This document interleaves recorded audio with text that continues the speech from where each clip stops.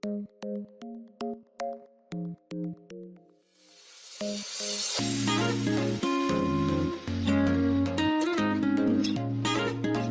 name is Omar Maschi, and I'm involved in the research and development activities in Centrocot.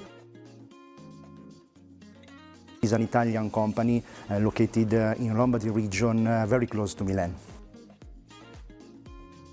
The main focus on Centrocot is to provide testing and certification services for textile companies.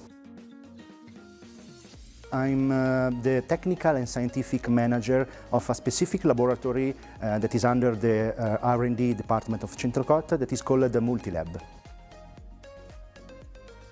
Currently, I'm working on the technical aspect of the European project that Centrocot is working on.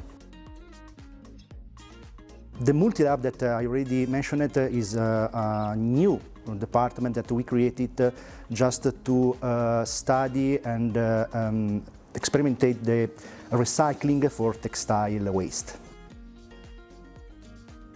We have been members of ATP for a long time, and we decided to join the ATP community basically to have the possibility to increase our collaboration with other textile companies or a research center, and with the aim to share and trade knowledge and expertise.